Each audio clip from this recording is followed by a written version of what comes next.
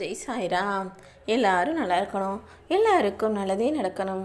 அன்பு குழந்தையே, உன் சாயப்பா உன்கிட்ட மண்டிட்டு கேட்குறேன். நீ என்கிட்ட ஏற்ற எல்லா விஷயங்களையும் நான் உனக்கு முடிச்சு தர தீர்மானித்த பிறகு இன்னும் ஏன் கவலையோடும் கஷ்டத்தோடுமே வாழ்ந்துக்கிட்டு இருக்க? நீயே எதிர்பார்க்காத வகையில் உனக்கான பொக்கிஷத்தை உன் வாழ்க்கையில் கொடுக்க போகிறேன். இப்போ நீ குழப்பமான சூழ்நிலையில் இருக்கிறதுனால என்ன செய்கிறதுன்னு ஏது செய்கிறதுன்னு புரியாமல் தவிச்சிக்கிட்டு இருக்கிறது எனக்கு புரியுது. மனதாலும் உடலாலும் ஏற்படக்கூடிய காயங்கள்ங்கிறது வலிகளையும் வேதனைகளையும் தரும் தான். ஆனால் அது நிச்சயமாக உன் வாழ்க்கையில் இருக்கக்கூடிய வருத்தத்தை போக்கி உனக்கான வசந்தத்தையும் தரும் என்பதை மறக்க வேண்டாம் என் செல்லமே. எதை செஞ்சாலும் நேர்மறையாக சிந்தித்து செய்யும்போது அது உனக்கு நல்லதாகத்தான் நடந்து முடியும். உன் மனசு வருத்தப்படும்படி பேசினவங்களும் உனக்கு கஷ்டத்தை கொடுத்தவங்களும் அதற்குரிய தண்டனையை என்கிட்ட இருந்து பெறுவாங்க. ஆனால் எல்லாமே உடனே நடந்துடணும்னு நினைக்காத. தாமதமானாலும் உனக்கு கெடுதல் செய்தவர்கள் தண்டனையை அனுபவிப்பாங்க. நீ செஞ்ச நல்லதுக்கு உனக்கு நன்மைகள் கிடைக்கும். உன் பிரச்சனையை கேட்குறதுக்கும் உனக்கு உதவி செய்கிறதுக்கும் ஒருத்தருமே இல்லையே நினச்சி கவலைப்பட வேணாம். உனக்காக உன் சாயப்பா நான் இருக்கேன். எந்த பிரச்சனையாக இருந்தாலும் நீ என்கிட்ட வந்து சொன்னால் போதும். உன் வாழ்க்கையில் நடக்கிற எல்லாமே எனக்கு தெரியும் என் செல்லமே. நீ ஒருபோதும் அடுத்தவங்களுக்கு கிடைச்சதை பார்த்தும் அவங்களோட வாழ்க்கையை பார்த்தும் பொறாமப்பட வேணாம். ஏன்னா உன்னுடைய முன்ஜென்ம பிறவியில் நீ செஞ்ச வேலைகள் வேறு, அவங்க செஞ்ச வேலைகள் வேறு. அதனால் அவங்க முன்ஜென்மத்தில் செஞ்ச பாவ புண்ணியத்துக்கு ஏற்ற மாதிரி இந்த ஜென்மத்தில் கஷ்டத்தையும் நஷ்டத்தையும் நல்லதையும் கெட்டதையும் அனுபவிப்பாங்க. போன தடவை நான் கெட்டது செஞ்சுட்டேன், சரி இப்போ கஷ்டப்படுறேன். இந்த ஜென்மத்தில் இப்படியே நான் கஷ்டப்பட்டுக்கிட்டு இருந்தால் அடுத்த ஜென்மத்தில் தான் எனக்கு நல்லது நடக்குமான்னு கேட்காத. இந்த ஜென்மத்தையே உனக்கான நன்மைகள் நிறைந்த உலகமாக நான் மாற்றித்தரதான் போகிறேன்.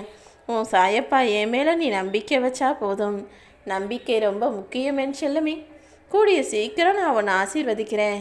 நீ விரும்பாத துன்பமே உன்னை வந்தடையும் போது நீ விரும்பிய இன்பம் உன்னை வந்து அடையாதா என்ன? நீ விரும்பியதை தருவதற்கு நான் உனக்கு துணையாக இருப்பேன். நீ ஆசைப்பட்டபடியே பல நல்ல முன்னேற்றங்கள் உன் வாழ்க்கையில் வந்து சேரும்.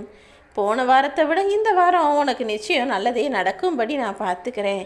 இனி வரப்போகிற வாரம் என்பது உனக்கான சந்தோஷத்தின் தொடக்கமாக இருக்கும். உன்னுடைய முயற்சிகள் வெற்றி பெறும். உன்னுடைய இடமாற்றம் பற்றி நீ கேட்ட கேள்விக்கு நான் உனக்கான பதிலை உன் மனசு விருப்பப்பட்டபடியே தரப்போகிறேன். நீ என்கிட்ட கேட்டுக்கிட்டதுக்கு ஏற்ற மாதிரி எல்லா விஷயத்துலையும் நான் உனக்கு துணையாக இருந்து நல்லது செய்வேன்.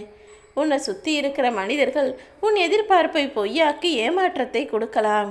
ஆனால் நீ என்னை ஒரு சாயப்பாவா அப்பா அப்பான்னு பொறுமையாக கூப்பிட்டுக்கிட்டு இருக்கும் போது, அன்பா பாசமாக நினைக்கும் போது நான் எப்படி உன்னை உதாசீனப்படுத்துவேன்? மற்றவங்களே உன்னை உதாசீனப்படுத்தினாலும் அலட்சியப்படுத்தினாலும் ஆறுதல் சொல்கிற அப்பா நானாகத்தானே இருக்கேன்.